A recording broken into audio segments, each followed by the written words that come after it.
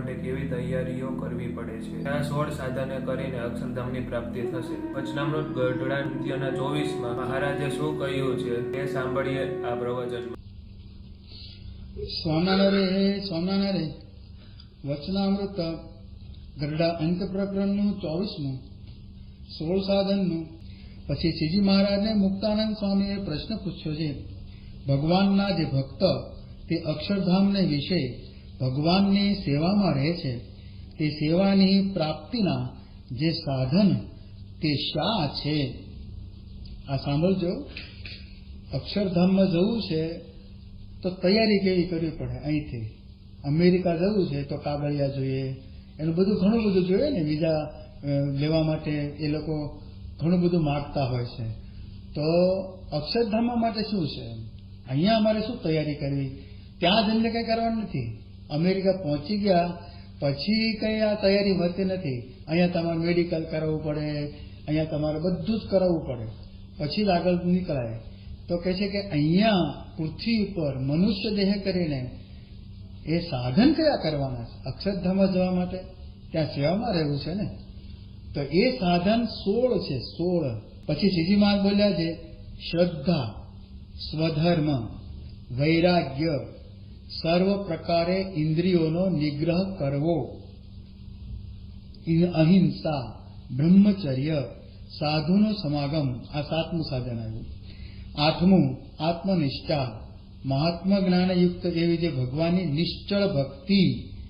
આ 9મું સાધન. 10મું સંતોષ, 11મું નિર્દંભપણું, 12મું દયા અને 13મું તપ. આ 13 સુધી એ તમને ખ્યાલ આવ્યો.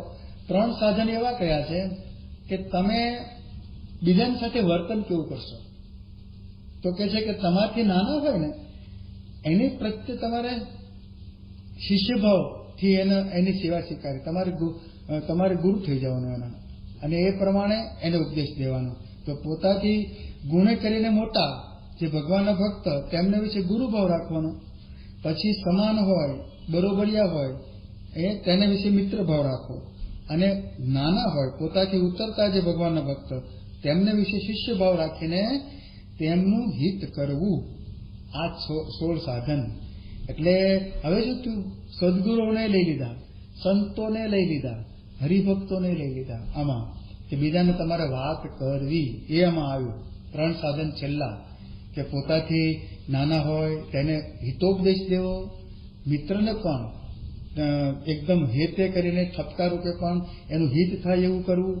અને જે મોટા હોય એને તરફ શિષ્યભાવ રાખીને તેમના પ્રત્યે ગુરુભાવ રાખીને પોતે શિષ્ય છે એ રીતે નમ્ર ભાવે એની સેવા પરિચર્યા અને ઉપદેશ ઝીલવો.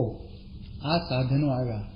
આ સાધન કરવાના બધા હરિભક્તોને, સંતોને, બાઈ ભાઈને આ કરવાનું મહારાજે કહી દીધું. એટલે 3 છેલ્લા સાધનમાં કથા વાર્તા આવી ગઈ. આમાં કઈ બીજી વિશે કથા વાર્તા, એક સંત સમાગમ આવ્યો, સાધુનો સમાગમ, એમાં કથા વાર્તા જ આવે છે. પણ આની અંદર તમારે વ્યક્તિગત રીતે શું કરવું એ 3 સાધનમાં આવ્યું. હવે આમાં પહેલું સાધન છે એ આજે આપણે લઈશું, શ્રદ્ધા. હવે લોકોને લાગે કે શ્રદ્ધા એટલે શું, શ્રદ્ધા એટલે શું? અને બીજું છે વિશ્વાસ. તો વિશ્વાસ એટલે શું? તો બે પર્યાય લાગે આપણને ઘણી વાર કે શ્રદ્ધા અને વિશ્વાસ. તો મહારાજે બેયને જુદા પાડીને કહેલું છે, શ્રદ્ધા અને વિશ્વાસ. તો પહેલા શ્રદ્ધાને જોઈએ તો શ્રદ્ધા છે એ ફિઝિકલી આપણને ટચ થાય છે. શ્રદ્ધા જેમ આપણે તપ કરતા હોઈએ, પછી ગબડ યાત્રા કોઈ કરતું હોય, કોઈ પગે ચાલીને અમરનાથની યાત્રા કરવા જાય, ઠંડી સહન કરે, ઠંડા પાણીએ નાય, આ શ્રદ્ધા. એક પગે ઉભા રહીને 51 માળા તપની કરતા હોય, આ શ્રદ્ધા. એટલે શ્રદ્ધા છે એ ફિઝિકલી બધાને દેખાય અને આપણે ખબર પડે કે આ માણસ શ્રદ્ધાળુ છે. કેટલા શ્રદ્ધા બારે તો પરોક્ષમાં તો એટલી બધી શ્રદ્ધા હોય કે ઠેઠ હરિદ્વારથી કાવડ ભરે અને સેતુબંધ રામેશ્વર એ શિવલિંગ છે, સ્વયંભૂ શિવલિંગ, એના ઉપર એ અભિષેક કરવા જાય તો ચાલતા જ જવાનું. આખું ભારત ખૂંદીને જાય, ઠેઠ દક્ષિણથી ઠેઠ ઉત્તર સુધી એકદમ જે કહે ને રસ્તા કેવા આવે, જંગલ આવે એમાં કંઈ એને વિચારવાનું જ નહીં, એ ચાલ્યા જ જવાનું. કે કાવડિયા આજે પણ કેટલા કાવડિયા નીકળતા હોય છે. તો આ શ્રદ્ધા, તો ભગવાનને પ્રાપ્ત કરવા માટે આ શ્રદ્ધા પહેલાના જમાનામાં બહુ હતી. જે મુમુક્ષુઓ હતા એ ભગવાનને ખોળવા નીકળી પડતા, અને એમાં જો ભગવાન મળે તો ઠીક છે, નહીતર જંગલી પશુ ખાઈ જતા. તો પણ એ શ્રદ્ધા ચૂકતા નહીં. એમાં તો એ વખતે ક્યાં નદીઓ પર પુલ હતા, નદી બાહુબળે તરીને સામે જવાનું હોય તેમાં બુડી જતા. પણ એ શ્રદ્ધા, કેટલી શ્રદ્ધા! નર્મદાની પરિક્રમા કરવાની શ્રદ્ધા ઘણા હોય છે. ગિરનારની પરિક્રમા કરે, આખો ગિરનાર એ કેટલા કિલોમીટરમાં વિસ્તરેલો છે, અને ઘણા તો દંડવત કરતા કરતા એ યાત્રા કરે, પ્રદક્ષિણા કરે. આ બધી શ્રદ્ધા. શ્રીજી પ્રમુખ સ્વામી મહારાજ એક બહુ સરસ પોતાના જ એક એ રીતે વાત કરતા હતા કે ખેડૂતો ધાન વાવે છે ખેતરમાં. હવે એ પોતાનો જ વિચાર છે, આપણે તો વિચાર્યું જ નતું કે ખેતરમાં કે એક એક દાણો આમ સવડો મૂકે છે કે ઉપરથી અંકુરિત થાય એમ એ વાવવા જાય છે. એ તો છાંટી જ દે છે ફટાફટ ખેતરમાં, અથવા તો કંઈક પેલા હળથી કે સાંતીથી વાવણીઓ જોડે અને એક સાથે 5 ચાસમાં એ બધા દાણા પડે. એ રીતે એનું આખું આયોજન હોય છે. ઓળણી હોય, એ આગળ ચાલતા જાય, બળદને પાછળ નાખતો જાય, તો એમાં પછી માટી ઓટોમેટિક એ દબાતી જાય, બીજને દબાવી દે. પણ એમાં બીજને સવળું નાખે છે કે અવળું નાખે છે કે આડું પડે છે, એ કંઈ ખેડૂત જોતો નથી. ખેડૂતને એક વિશ્વાસ અને શ્રદ્ધા છે કે ભગવાન છે એ મારો આ ધાન ઉગાડશે, એ અવળું છે તો સવળું કરી નાખશે. તો કે ભગવાનમાં આવો વિશ્વાસ છે ને, એટલે જ ભગવાન એને દાણા આપે છે. એક દાણો નાખે તો અનંત આપે છે. આવો વિશ્વાસ, શ્રદ્ધા. અને એકવાર નાખ્યું, આંખો બંધ કરીને એને નાખવાનું જ છે અંદર. આ શ્રદ્ધા હશે તો કે છે ને ભગવાન એના પર રાજી થાય છે, વરસાદ વરસાવે છે, એના પરિશ્રમનું ફળ આપે છે. તો શ્રદ્ધા છે ને એ આવી વસ્તુ છે કે શ્રદ્ધા ક્યારે તમારી મંદ ન પડવી પડે. શ્રદ્ધા મંદ પડે ને તો એ સુઈ રહે, એને ઘરમાં દાણો આવવાનો નહીં ખેડૂતને. તો એવું જ આધ્યાત્મિક માર્ગે છે કે જે ગુરુએ આજ્ઞા કરી હોય એમાં શ્રદ્ધાથી મંડી પડવું પડે. ગુરુએ કહ્યું કે આ કરવાનું છે, બસ કરવા જ માંડવાનું. એ શ્રદ્ધા. તો ગુરુ પરંપરામાં આપણને ભગતજી મહારાજ છે ને એ શ્રદ્ધાનું મૂર્તિમાન સ્વરૂપ દેખાય. કે ગુણાતીતાનંદ સ્વામી આજ્ઞા કરી તો એને પોતાનો દેહ છે કુરબાન કરી દીધો. એ કુરબાન કર્યો ને એની પાછળ શ્રદ્ધાનું એક તત્વ ભરેલું છે કે કેટલી ગુરુ વચનમાં શ્રદ્ધા, કે મારે એમને રાજી કરવા છે, પ્રસન્ન કરવા છે, ગમે તેમ કરીને. એટલે ગુણાતીતાનંદ સ્વામીએ જ્યારે સારંગપુરમાં ઉતાવળી નદીમાં સ્નાન કરવા ગયા, એ પૂર્વે શૌચ વિધિ કરવા ગયા. પછી શૌચ વિધિ કરી આવ્યા અને ભગતજી મહારાજ એમને માટીથી હાથ ધોવડાવતા હતા, આમ જળ રેડતા હતા અને સ્વામી હાથ ધોતા હતા. એ વખતે સહેજે સ્વામી બોલ્યા કે પ્રાગજી, અંતરમાં જ્ઞાન તો ઘણું ભર્યું છે પણ કોઈ પાત્ર નથી. તો ત્યાં એક નાગજી શેઠ હતા સારંગપુરના, એ સ્વામીના ભાવવાળા વિશે, સ્વામી વિશે. તો કે મને આપો ને જ્ઞાન, કે તારું કામ નહીં, તારા વાણિયાનું કામ નહીં, એ ન ઝીલી શકે. તો પ્રાગજી ભક્ત કહે છે કે તો સ્વામી મને આપો. કે સ્વામી કહે છે તને આપું, પણ તું મરણીયો થાય ને તો આ જ્ઞાન મળે. કે સ્વામી થવું, તમે જેમ કહેશો તેમ કરીશ, પણ તમે મને આ જ્ઞાન આપો. તો ગુણાતીતાનંદ સ્વામીમાં એનો વિશ્વાસ ને શ્રદ્ધા ક્યાંથી આવ્યા? ગોપાળાનંદ સ્વામીનો સમાગમ હતો. ગોપાળાનંદ સ્વામીએ તેમને ગુણાતીતાનંદ સ્વામીની ઓળખાણ કરાવેલી કે એ અક્ષરધામનો અવતાર છે. હું આ દેહ મૂકું પછી તું એની પાસે જજે, તારા બધા સંકલ્પો એ પૂરા કરશે. હવે જો ગોપાળાનંદ સ્વામીએ સંવત 1908માં દેહ છોડ્યો, ત્યારે તો એની પથારીની આજુબાજુ બાપુ રતનજી, જાગા ભક્ત, શિવલાલ શેઠ, આ બધા જ કેટલા એના શિષ્યો હતા, ગ્રસ્ત શિષ્યો. એ બધા જ આમ ટોળે વળી ગયેલા, કે બધા આમ ઉદાસ થઈ ગયેલા કે હવે અમારું કોણ. એ વખતે ગોપાલ સ્વામીએ કહેલું કે તમે બધા જુનાગઢ જજો, ત્યાં ગુણાતીતાનંદ સ્વામી તમારા બધા સંકલ્પો પૂરા કરશે. એ મહારાજને રહેવાનું ધામ છે. આ એને પ્રતીતિ આવી ગઈ ગુરુ વચનમાં. ગોપાલ સ્વામીના જ શિષ્ય હતા આ બધા, જાગર સ્વામી કહો કે પ્રાગજી ભક્ત. પછી ગુણાતીતાનંદ સ્વામીને મળે છે સંવત 1908 પછી. અને એ સ્વામી 1923 ધામમાં ગયા ત્યાં સુધી તે કેટલા વર્ષ સુધી એમની સેવા કરી. 20 ગણે કે આપણે ગણીએ તો 8 ને 2 10 એટલે 2 12 ને 3 15 વર્ષ સેવા કરી. 15 વર્ષ સુધી એને સ્વામીનો પડછાયો થઈને રહ્યા. સ્વામી આમ જેને કહે ને કે જીભ વળે એનો દેહ વળે એવી રીતે સ્વામીની સેવા કરી. તો બ્રહ્મ સ્વરૂપ પોતે તો હતા જ, પણ આપણે બતાવ્યું, સાધના કરીને બતાવ્યું કે સાધકે આ શ્રદ્ધા રાખીને કરવું જ પડે. ગુરુ વચનમાં શ્રદ્ધા ટૂંક થઈ જવું, એવું યોગી બાપા શ્રદ્ધા વાળા માટે એક શબ્દ વાપરતા, ટૂંક થઈ જાય. ટૂંક થઈ જાય એટલે દેહ ભાવ ભૂલી જાય અને પંચ વિષય ભૂલી જાય. ઇન્દ્રિયો અંતઃકરણના ભાવને એ દાબીને એ બધું જ કામ કરે. ભૂખ લાગી હોય તો એ જોવે નહીં. કેવી અખંડ શ્રદ્ધા હતી એ આપણને પ્રમુખ સ્વામી મહારાજ જીવનમાં પણ જોવા મળે છે. હવે ઊંડ નદી છે, સામે મોટો કૂવો છે, બીજે કંઈ પાણી નથી. યોગી બાપાને ત્યાં ભાદરામાં જે પહેલું મંદિર કર્યું, આ બીજું મંદિર નહીં, આ તો શિખરબંધ મંદિર થયું અત્યારે, પણ યોગી બાપાએ એક શિખરનું મંદિર કરેલું ગુણાતીતાનંદ સ્વામીના જન્મસ્થાન ઉપર. એ એક શિખરનું મંદિર હતું.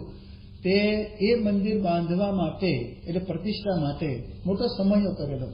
એ સમયમાં કે પાણી ક્યાંથી લાવવું એ પ્રશ્ન હતો, કારણ કે ક્યાંય પાણી નહીં. એક કૂવો હતો પણ નદીની સામે કાંઠે હતો અને નદીમાંથી એ પાણી લાવવું એ પાઇપ નાખીને ભયંકર કઠણ, એટલે થઈ જ ન શકે.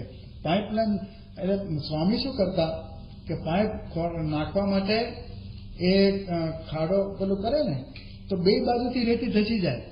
તે બંને બાજુ 5-5 ફૂટ દૂર એને એટલી પોળી નીક કરવી પડે. 5 ફૂટ આમને 5 ફૂટ તરે એ એક પાઇપ જાય ને એટલી એને જગ્યા મળે. નહીતર અત્યારે શું હોય, જમીન ઉપર તમે પેલા બુલડોઝર આવતા હોય છે એ લઈ લે માટી, એટલે તરત આવી જાય પેલી પાઇપ. એ પાઇપ તો નાની જ હોય નાખવાની, પણ એમને પછી શું કર્યું પ્રમુખ સ્વામી મહારાજે કે પતરા આડા નાખ્યા અને પતરા નાખી એમાં તો ટેકા મૂકવા પડે, પેલા થાંભલા લાકડાના ટેકા મૂકવા પડે તો પેલી માટી ધસે નહીં. તો એવી રીતે કરીને તે કેટલું પણ એ શ્રદ્ધા તો એમને જુઓ કે કેટલા દિવસ થયા ને રાત ને દિવસ કામ ચાલે, રાત ને દિવસ ભૂખ્યા 2-3 વાગી જાય. બપોરે દેવચંદ સ્વામી એમને આવે બોલાવા, બાપા જમી લો, બાપા કેટલું કામ પતાવીને આવું. 4 વાગે ક્યારેક જમતા. તો આવી એમને આ સેવા કરેલી, આ શ્રદ્ધા કે યોગી બાપાના વચને આપણે આ સમયો શોભાવી દેવો છે. અને ખરેખર એ પાઇપ નાખી અને ત્યાં મંદિર સુધી લઈ ગયા અને પછી એ સમયો એકદમ ધામધૂમથી થયો. પાણી ત્યાંથી આવ્યું ધમધોકાર. તો આ શ્રદ્ધા, ગુરુ વચનમાં શ્રદ્ધા એ મંડ્યા જ રહે. આમ લાગે કે થાય એવું નથી, ખરેખર ન થાય કે કોઈ વિચારી જ ન શકે કે આમાંથી પાઇપ આવે. આવી શ્રદ્ધા જ્યારે 1968માં ગોંડલમાં યોગી બાપાનો અમૃત મહોત્સવ ઉજવાયો અને એ વખતે તો હું પણ હાજર હતો. એ વખતે અમે ગયેલા. પણ એ શ્રદ્ધા કેવી બાપાને, પ્રમુખ સ્વામી મહારાજ એમને યોગી બાપાનો સંકલ્પ કે મારે અહીંયા આ ઉત્સવ કરવો છે અમૃત મહોત્સવ યોગી જયંતિનો. તો મિટિંગ પહેલા ભરાય ને તો બાપા બેઠા છે, યોગી બાપા બેઠા છે, પ્રમુખ સ્વામી મહારાજ બેઠા છે, બધા ટ્રસ્ટીઓ અને બધા વડીલો હતા, બુઝુર્ગો બધા. અને બધા કોઈ કહે છે કે એટલે મોટા સ્વામી કે આટલા બધા કરો, પછી આ બધું આણંદવાળા હરિભક્તો કે આણંદ કરો, કોઈ કહે છે બોચાસન કરો. તો આવી રીતે બધું ચાલતું હતું. યોગી બાપા મારા કરતા હતા બેઠા બેઠા, પણ એમની ઈચ્છા હતી. એટલે પ્રમુખ સ્વામી મહારાજે જરા બધાને કહ્યું કે હવે આ તો આ બધાને આપણે વિચારો જાણ્યા, પણ યોગી બાપાનો સંકલ્પ છે ગોંડલમાં કરવો છે. હવે આ અંતર્યામી પણ ગુરુનું, ગુરુ શું ઈચ્છે છે એ વાતમાં પણ કહી પણ દીધું છે કે એની ઈચ્છા હશે યોગી બાપાની. એટલે બધા શું આને તો તૂટી પડ્યા પ્રમુખ સ્વામી ઉપર કે ગાંડાના ભાઈ કે તું વિચાર તો કર, તું પાણી ક્યાંથી લાવીશ, પાણી આ ક્યાં છે? એટલે બધા તૂટી પડ્યા, પાણી જ નથી ગોંડલમાં તો. અને એ વખતે છે ને 1.25 લાખ માણસ ભેગું થયેલું એ જમાનામાં. ટ્રેનો ભરી ભરીને છાપરા પર, આખી ટ્રેન છાપરા પર બેસી બેસીને લોકો આવેલા કે જગન જોવા જવું છે. જગન એટલે યજ્ઞ. આખું સૌરાષ્ટ્ર ઉમટેલું. પરંતુ પ્રમુખ સ્વામી મહારાજે એ વખતે બોલ્યા કે હું ભાદરમાંથી પાઇપ નાખીને પણ પાણી લાવીશ. બાપા કે અરે કે ક્યાં ભાદરનો ડેમ છે તો જોતો ખરો, કેટલા કિલોમીટર દૂર છે, એ કાંઈ થાય જ નહીં. પણ શ્રદ્ધા કેટલી કે હું કરીશ ગમે તેમ કરીને. પછી તો બધાએ કહ્યું કે વાંધો નહીં. પછી યોગી બાપાને પૂછ્યું, યોગી બાપા કે પ્રમુખ સ્વામી મહારાજ કે એમ કરો. એટલે બધાને ખબર પડી કે બાપાની રુચિ આ છે. અને પછી બધા મંડી પડ્યા, બધાના સહકારથી. કોઈ ત્યાં કૂવો ગાળ્યો, કૂવામાંથી પાણી મળ્યું, ગામમાં મોટો કૂવો હતો ત્યાંથી પાણી લાવ્યા, ટેન્કરે પાણી લાવ્યા. પરંતુ બાપા શું બોલ્યા કે ભાદરમાંથી પાઇપ નાખીને, ભાદરના ડેમમાંથી પાઇપ નાખીને પણ પાણી લાવીશ. તો આ ગુરુ ભક્તિ પણ કહેવાય અને શ્રદ્ધાનું ઉત્કૃષ્ટ દ્રષ્ટાંત પણ કહેવાય કે ગુરુ વચનમાં શ્રદ્ધા. કે અક્ષરધામમાં ભગવાનની સેવામાં રહેવું છે તો તમારે આ લોકમાં પણ આવી શ્રદ્ધા રાખવી પડશે. અને શ્રદ્ધા, ખપ અને સમાગમ, આ 3 વસ્તુ છે. યોગી બાપા એક સાથે બોલતા, શ્રદ્ધા હશે અને ખપ હશે તો સમાગમ થશે. શ્રદ્ધા જ નહીં હોય તો ખપ જાગશે નહીં અને સમાગમ થશે નહીં. એટલે શ્રદ્ધા મૂળમાં છે. તો શ્રદ્ધા, ખપ અને સમાગમ એ આગળ વધવાના આ ઉપાયો છે. આ સત્સંગને માર્ગે, આધ્યાત્મિક માર્ગે. તો પહેલી શ્રદ્ધા મૂકી મહારાજે. 16 સાધનમાં પહેલી શ્રદ્ધા. એને બ્રહ્મચર્ય પાળવું છે એમાં પણ એને શ્રદ્ધા જોઈશે. ઉપવાસ કરવા છે એમાં પણ એને શ્રદ્ધા જોઈશે. જે કંઈ કરવું છે ભગવાન સંબંધી કાર્ય, વહેલા ઉઠવું છે, ઠંડા પાણી નાહવું છે, એમાં એને શ્રદ્ધા જોઈશે. આજ્ઞા પાળવી છે, મહારાજને રાજી, બાપાને રાજી કરવા છે, આજે છેલ્લો જન્મ કરવો છે, એમાં શ્રદ્ધા જોઈશે. શ્રદ્ધા એ સર્વેશ્યામ માતા. એટલે તો ગીતામાં કૃષ્ણ ભગવાન છે ને એ બહુ સરસ રીતે આખું 17મા અધ્યાયમાં એ કહે છે કે શ્રદ્ધા કેવી છે. કે આમાં 3 પ્રકારની કહી શ્રદ્ધા. એમાં કે 3 પ્રકાર કયા છે? સાત્વિકી, રાજસી અને તામસી. આ 3 પ્રકાર શ્રદ્ધાના જ છે. એમાં તામસી શ્રદ્ધા છે એ કેવું છે કે તમોગુણી માણસને વરેલી હોય છે. રાજસી શ્રદ્ધા એ રજોગુણી, આ લોકના કામના માટે એ કરતો હોય, બધું કામ ભગવાનને ભજતો હોય, બધું કરતો હોય. શ્રદ્ધા એ કામના માટે કરતો હોય. અને સાત્વિકી શ્રદ્ધા છે એ જ્ઞાન પ્રાપ્તિ માટે, એની ભૂખ જાગી હોય. તો છે ને આપણે નીલકંઠવર્ણીના વન વિચરણમાં નીલકંઠવર્ણી ચાલતા ચાલતા આ બધું સુંદર રાજ આવે છે ત્યારે એને ખબર પડે છે કે તોતાદ્રી રહી ગયું. તોતાદ્રી છે ને એ રામાનુજની જન્મભૂમિ અને ત્યાંનો મોટો આશ્રમ છે એનો. તો કે મારે ત્યાં તો જવું જ છે. એટલે પછી ત્યાંથી પાછા વળે છે. એટલા લગભગ 3.5 કિલોમીટર એટલું કહે છે કે 3.5 કિલોમીટર, એટલે 350 કિલોમીટર, 3.5 નહીં પણ 350 કિલોમીટર એટલું કહે છે કે એ એનું અંતર છે. તો એમાં મહારાજ છે તે જાય છે પાછા, એટલા પાછા આવે જઈને. તો શ્રીજી મહારાજે આપણને શ્રદ્ધા, જ્ઞાન પ્રાપ્તિ માટે કે મારે ત્યાં જઈને જાણવું છે કે એનો સંપ્રદાય શું છે, એના ગ્રંથો શું છે. તો સુંદર રાજ્યથી પાછા ગયા, જંગલ રસ્તે ગયા અને એ પછી ત્યાંથી પાછા એ જ રસ્તે. કારણ કે જે મહારાજ ગયા હતા ને એનાથી ફક્ત ને ફક્ત 20 કિલોમીટર જ દૂર એ તોતાદ્રી હતું, પણ કોઈ એને બતાવેલું નહીં કે જે મહારાજ ત્યાંથી પસાર થયેલા અને એ જે સ્થાન છે ત્યાંથી. તો મહારાજ અહીં ઠેઠ સુધી આવ્યા અને પાછા ગયા. તો આ શ્રદ્ધા, કેટલી શ્રદ્ધા હશે મહારાજને કે ભાઈ મૂકોને પડતું કે કેટલું ચાલવું, એટલે કેટલા કિલોમીટર થયું. એટલે એટલું ચાલીને ગયા. અહીંથી ધારો કે નવસારી કે તિથલ સુધી ચાલવાનું હોય કે કેટલા કિલોમીટર થાય? 350 કિલોમીટર જેવું થતું હશે. તો ત્યાં સુધી ચાલીને ગયા અને પાછા આવ્યા. તો શ્રીજી મહારાજના આપણે આ દર્શન કરીએ છીએ, શ્રદ્ધાના ત્યારે ખ્યાલ આવે છે. એટલે તો મહારાજે ખપમાં છે ને પોતાનું દ્રષ્ટાંત મૂક્યું. શ્રદ્ધા, ખપ અને સમાગમ કહ્યું ને. એટલે ખપ કેવો રાખો, લોયાના ત્રીજામાં મહારાજે પોતાને મૂક્યા કે રામાનંદ સ્વામી કઈ મેલ્યું છે સત્સંગમાં એનો ખપ હશે તો મુક્તાનંદ સ્વામીની આજ્ઞામાં એટલે થાંભલાને બાદ ભીડીને રહેવું પડશે. થાંભલાને એવું પત્રમાં લખેલું રામાનંદ સ્વામીએ. તો મહારાજ કહે છે કે અમે એ વખતે તરત જ ઉઠીને થાંભલાને બાદ ભીડી કે રામાનંદ સ્વામીનો પત્ર આવ્યો તો પછી તો કોઈ કહ્યું કે મુક્તાનંદ સ્વામી છે એ લોજના આશ્રમમાં સ્તંભ જેવા છે તો એને બાદ ભીડીને રહેવાનું. એટલે મહારાજ પછી કહે છે કે અમે મુક્તાનંદ સ્વામીની આજ્ઞામાં જ્યાં સુધી રામાનંદ સ્વામી ન મળ્યા ત્યાં સુધી 7-8 મહિના એ આજ્ઞામાં રહ્યા અને શિષ્ય થઈને રહ્યા, એ ગુરુ કર્યા મુક્તાનંદ સ્વામીને. તો આ ઉત્કૃષ્ટ શ્રદ્ધાને ખપ કહેવાય કે કેવી શ્રદ્ધા. સેવા કરવામાં અંગ તૂટી જાય, એને બેભાન થઈ જાય, ચેતના ચાલી જાય તો પણ એ ઉઘાડા પગે બાજુના ગામમાં જોડી માગવા જતા. કારણ કે જોડી માગવાનો એ ક્રમ હતો ને એ કેવો છે કે એક ગામમાં જાય, બીજા ગામમાં જાય, ત્રીજા ગામમાં જાય, એ બધા ગામમાં ફરતા એ જોડી માગતા.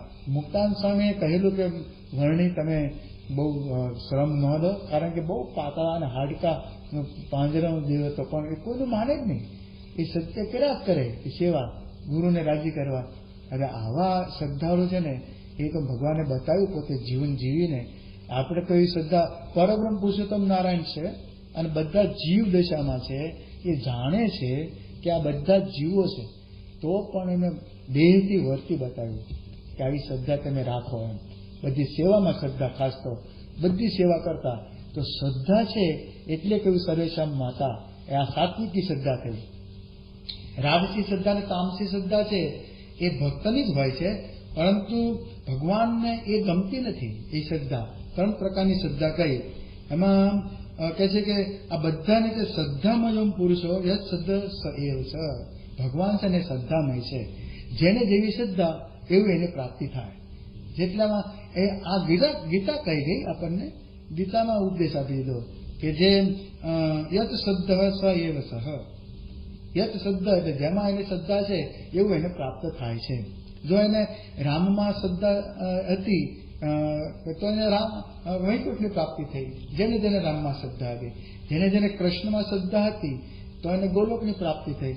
એમ શ્રીજી મહારાજને મળ્યા હોય તો પણ શ્રીજી મહારાજમાં શ્રદ્ધા રામની હોય, શ્રીજી મહારાજમાં શ્રદ્ધા કૃષ્ણની હોય, અને શ્રીજી મહારાજમાં શ્રદ્ધા એને નરનારની હોય તો એને એ લોકની પ્રાપ્ત થાય. આ ગીતા કહે છે કે શ્રદ્ધામય પુરુષ, ભગવાન છે ને એ શ્રદ્ધાની અંદર વસે છે.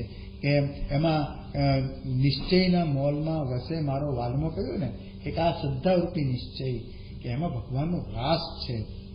તો કહે છે કે હવે સાત્વિકા શું કરે? સાત્વિક શ્રદ્ધા તો યજંતે સાત્વિકા દેવાન યક્ષ રક્ષાંશી રાજસા, દેવો છે એ સાત્વિક છે તો યજ્ઞ કરે.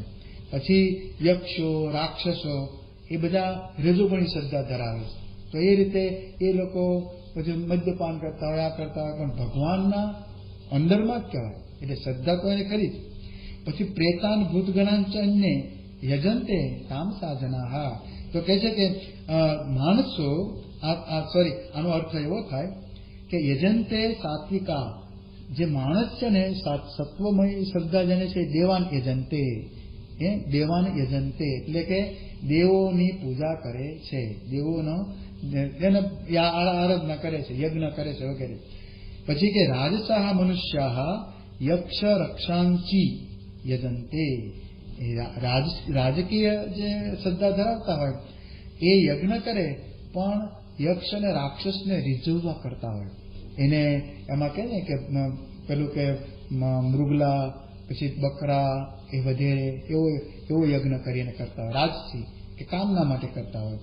પછી પ્રેતાન ભૂતગણાંશ અન્ય યજંતે, અન્ય તામસા જનાહા, તમોગુણી માણસો છે એ ભૂતની ઉપાસના કરે, પ્રેતની ઉપાસના કરે. એટલે કે એ પછી ત્યાં જ જાય એમ, એટલે સાત્વિકા ઉપર જાય, પછી એટલે ભગવાનના ધામમાં જાય. સાત્વિકા દેવાન યજંતી. પછી યક્ષ રક્ષણ છે એટલે યક્ષોને રાક્ષસોને જે પૂજતા હોય એ તે ધામમાં જાય. યક્ષરાજ નીચે પેલું છે ને જે પાતાળ સુધી યક્ષ રાક્ષસો જ રહે છે બધા, એ એમાં જાય. પછી કે છે કે પ્રેતાન ભૂતગણાન ચ ન યજન્તે તામસા ગણાઃ, એ તમો ગુણી છે તો નરકમાં જાય છે. આ શ્રદ્ધાથી જ કરતા હોય છે, પરંતુ એ શ્રદ્ધા 3 પ્રકારની થઈ જાય છે. એટલે ગીતામાં આ ખાસ આ વાત કરી છે. એટલે આપણે જો આ વાત સમજીએ ને કે ભગવાનને શ્રદ્ધા જ્યારે આપણે આમાં મૂકી છે ત્યારે હવે સાત્વિકી શ્રદ્ધા રાખવી. પણ શ્રીજી મહારાજે ત્યાં સુધી કહ્યું કે આપણે તો ગુણાતીત થવાનું છે. એટલે 3 ગુણને મૂકીને સત્પુરુષ કે ને એમાં મળી પડો ને એ તમારી એ ત્રિગુણથી પર થઈ ગઈ શ્રદ્ધા. આમાં ગીતામાં ભલે 3 ગુણથી કહ્યું કે લોકો આવી રીતે કરતા હોય છે, પરંતુ શ્રીજી મહારાજે પુરુષ પ્રયત્નના વચનામતમાં જે વાત કરી સારંગપુરનું 11મું, એમાં મહારાજ કહે છે, એમાં શ્રીજી મહારાજ સ્પષ્ટ કહ્યું કે સત્પુરુષને અને સત્શાસ્ત્ર એના વચને કરીને દ્રઢ શ્રદ્ધાવાન હોય. એટલે શું થયું? સત્પુરુષ પ્રાપ્ત થાય અને પછી સત્શાસ્ત્રના વચનો 2 ભાગવત આદિ, તો એમાં કહે છે કે એ જે વાતો કરે તમને એમાં વચનમાં શ્રદ્ધાવાન થવાનું છે. એના વચને કરીને શ્રદ્ધા આપણે કેળવવાની છે. એટલે દ્રઢ શ્રદ્ધાવાન હોય સત્પુરુષ અને સત્શાસ્ત્ર. એમાં તો મહારાજે જે 5 વસ્તુ બતાવી એમાં શ્રદ્ધા પણ સત્પુરુષ મળ્યા પછીની શ્રદ્ધા છે. તો આ જે ગીતા કહે છે એ બધાના માટે કહી દીધી છે કે એને સત્પુરુષ મળ્યા નથી એટલે એ રીતે પછી કયા કરે છે. સત્શાસ્ત્રોમાં જેમ કહ્યું હોય ને કે યજ્ઞ યાગ કરે તો પુત્રેષ્ઠ યજ્ઞ કરે તો પુત્ર પ્રાપ્તિ થાય, ધન પ્રાપ્તિ થાય, રાજ્યની પ્રાપ્તિ થાય. એના માટે રાજસહા એને યજંતે. સાત્વિકા છે એ ભગવાનને પ્રાપ્ત કરવા એ મથતા હોય. એ ઋષિ મુનિઓ બધા સાત્વિક યજ્ઞ કરતા. મહારાજે મધ્યના 8માં આ યજ્ઞ બતાવ્યા છે અને કહ્યું છે કે આપણે તો સાત્વિક યજ્ઞ કરવા. એ સાત્વિક યજ્ઞ શું? મહારાજ કહે છે કથા વાર્તા ભગવાનની કરવી સાત્વિક યજ્ઞ એ કરવા. એટલે કથા વાર્તા આ યજ્ઞ થાય છે ખબર ન પડે આપણને. કથા વાર્તા રૂપી યજ્ઞ થાય છે તો સાત્વિકી શ્રદ્ધા છે. એટલે શ્રદ્ધા છે તો બધા ભેગા થાય. શ્રદ્ધા છે તો સમય કાઢીને કામ ઠેલીને આ બધા ભેગા થાય છે. એટલે સાત્વિકી શ્રદ્ધા આપણે ગુરુ પરંપરામાં આ આપણે જોઈએ છે. તો આપણે આ ગીતામાં જે 3 પ્રકારની શ્રદ્ધા કહી એ સાત્વિક શ્રદ્ધા, રાજસી શ્રદ્ધા અને તામસી શ્રદ્ધા, એમાંથી આપણે 12 આવી ગયા. હવે આપણે ગુણાતીત શ્રદ્ધા કહેવાય. 3 ગુણથી અતીત શ્રદ્ધા. એટલે જે પછી વચન કે આજે જો મહંત સ્વામી મહારાજે સત્સંગ દીક્ષા માટે આટલું બધું આગ્રહ રાખ્યો છે તો એ કઈ શ્રદ્ધા છે? ગુણાતીત શ્રદ્ધા. એમના વચનમાં જો વિશ્વાસ હોય તો રોજે 5 શ્લોક કે 10 શ્લોક કરવા માંડે ને તો મહિનામાં પૂરા થઈ જાય. 315 શ્લોક છે તો રોજના 10 કરે તો 315 શ્લોક પૂરા. 5 શ્લોક કરે તો 2 મહિનામાં પૂરા થાય. હવે એટલું તો થાય કે નહીં? કાપલીમાં રાખીને જાઓ અને પછી કોકતા જાઓ. બીજું બધું કેટલું યાદ રાખીએ છીએ આપણે, કેટલું બધું યાદ રાખીએ છીએ. આ જગતનું દુનિયાનું જે ભૂલવાનું છે યાદ રાખીએ છીએ, પણ આમાં શ્રદ્ધા રહેતી નથી. ગુરુ વચનમાં શ્રદ્ધા. શ્રદ્ધા ગુરુ વાક્ય સુવસ. ગુરુ વાક્યમાં જો શ્રદ્ધા આવી જાય તો આ કામ આપણે જે થાય. એટલે મહારાજ આપણને આ શ્રદ્ધાનું પહેલું પગથિયું જે કહે છે એ એટલા માટે કહે છે કે હવે પછી હું જે તમને બતાવીશ ને સાધનો, એમાં બધાના મૂળમાં શ્રદ્ધા ભરશે. તમારે શ્રદ્ધાનું પેટ્રોલ લેવું જ પડશે. તમે તપ કરતા હશો તો પણ શ્રદ્ધા કામ, તમારે ગમે તે કરવું હશે, ભક્તિ કરતા હશો એમાં પણ શ્રદ્ધા આવશે. તમારે અહિંસા ધર્મ પાળવું છે, બ્રહ્મચર્ય પાળવું છે, એમાં પણ શ્રદ્ધા જોઈશે. તો શ્રદ્ધા એને પહેલી મૂકી કે શ્રદ્ધા સર્વેશામ માતા. એટલે કે માતા એટલે શું? જનની. જનની એટલે બધા ગુણો એમાંથી તમને પ્રાપ્ત થશે. એ જનની છે, એમાંથી જ તમને મળશે. શ્રદ્ધા તમે રાખી છે તો શ્રદ્ધાનું ઉપાસના કરો છો, શ્રદ્ધા તમે 24 કલાક શ્રદ્ધા રાખી છે તો એ શ્રદ્ધાથી તમને આગળ વધારશે. અને ઘણાને એવું હોય કે ચાલો આપણે આમનામ જીવન પસાર થઈ જાય છે, કાંઈ આવતું નથી, ગુણો આવતા નથી. પણ શ્રદ્ધા, આ પહેલી વાત આવે છે. શ્રદ્ધા તમે કેટલી છે તમારામાં, બસ એ શ્રદ્ધા છે તમારે તો બીજું કઈ ચિંતા કરવાની નહીં. ઘણા ને એવું મનમાં થાય કે આપણે આટલા વર્ષથી સત્સંગ કરીએ છીએ તો પણ મારું મન તો હજી કે વિષયમાં લપટાઈ જાય છે, એમ બાહ્ય વૃત્તિ થઈ જતી હોય, ભગવાન ભજતા હોય, માળા કરતા હોય ત્યારે ઠીક છે કે મન આપણે એને સંકોચ રાખીને ભગવાનમાં જોડીએ, પરંતુ પછીનો જે સમય છે એ કાર્ય કરવું હોય, બહારે જવું હોય ત્યારે સાતત્ય રહેતું નથી. તો ઘણાને આવો એક વિચાર આવે કે અમારે શું કરવું, તો આ શ્રદ્ધાનું એક કાંડું પકડી લેવાનું છે બસ, કે જે કંઈ થાય છે એ ભગવાનની ઈચ્છાથી થાય છે. હું ગમે તેટલો તૂટી પડીશ તો ભગવાને ધાર્યું છે એટલું જ મને મળવાનું છે. તો પછી શા માટે આપણે હાય હોય કરવી? આપણે છેક સુધી પ્રયત્ન પુરુષાર્થ પૂરેપૂરો કરવાનો, શ્રદ્ધાથી મંડી પડવાનું, શ્રદ્ધા રહિત નહીં થવાનું, પછી ભગવાન ઉપર છોડી દેવાનું.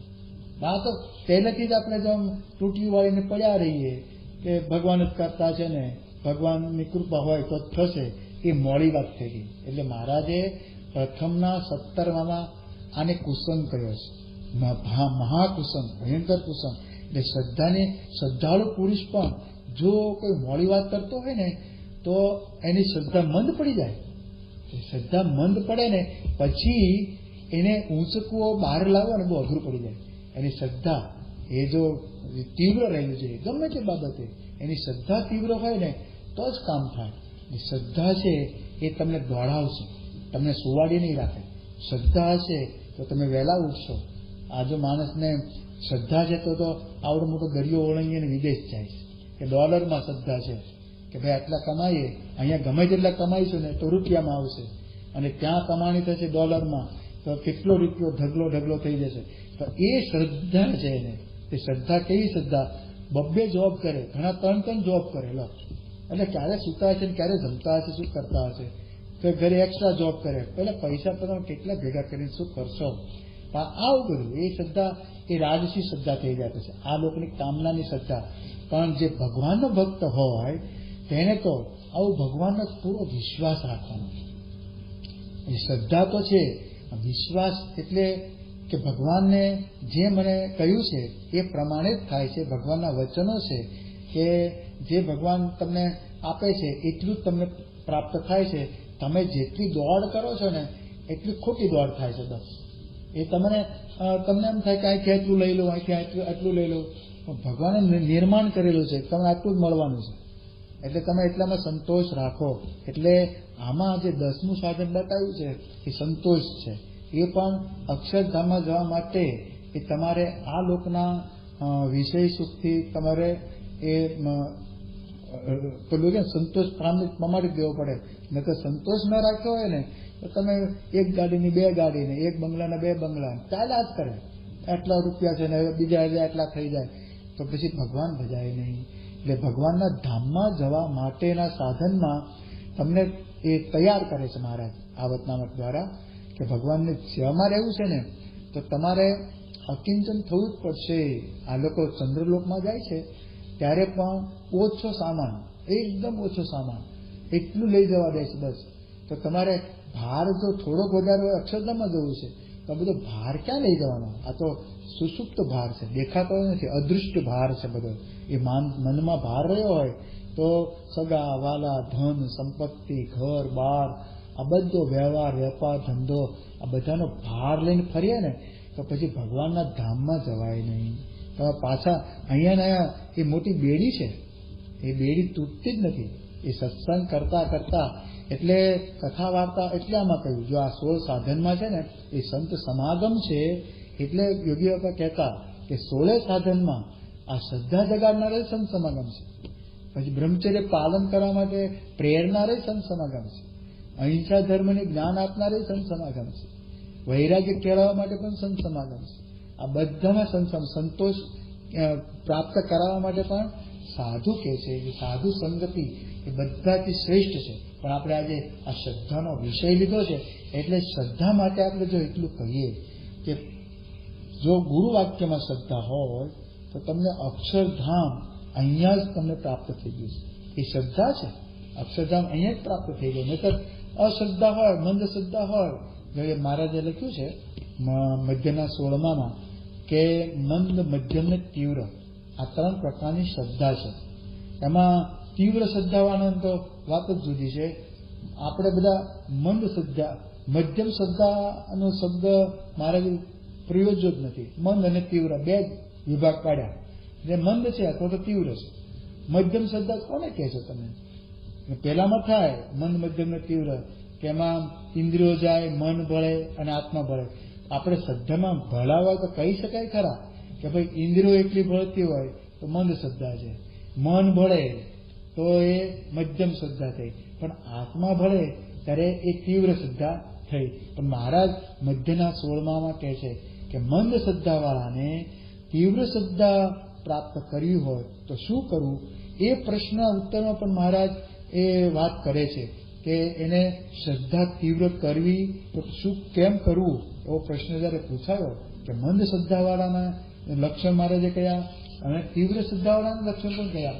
મધ્યનું 16 આપણે જો વાંચીએ તો એમાં સ્પષ્ટ મહારાજ આપણને બતાવે છે કે મંદ શ્રદ્ધાવાળો કેવો હોય, તીવ્ર શ્રદ્ધાવાળો કેવો હોય. તો જો શ્રીજી મહારાજ આમાં કહે છે એ સ્વરૂપ નિષ્ઠાનું, ધર્મ નિષ્ઠાનું આ વચનામૃત છે.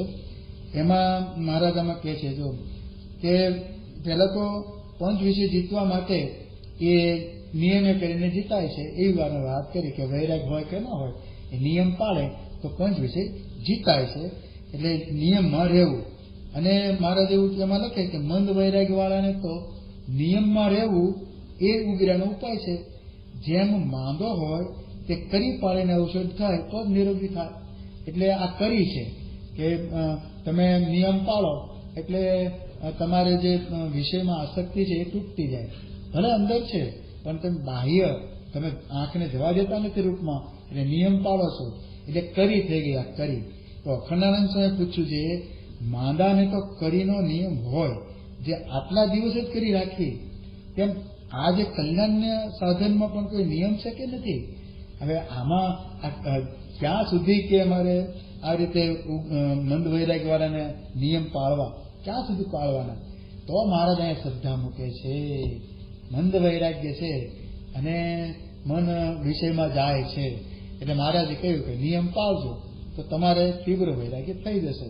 એ કરી પાળજો, નિયમ ને કરી કઈ. તો કે કરીનો તો નિયમ માંદાને હોય કે ભાઈ તારે મહિના સુધી આ નહીં ખાવાનું, તારે 5 દિવસ નહીં ખાવાનું. તો આ માર્ગે કઈ નિયમ એવું કઈ કરીનો કઈ થયું ખરું કઈ અવધિ કે ભાઈ આટલા દિવસ કરી પાળવી, આટલા દિવસ?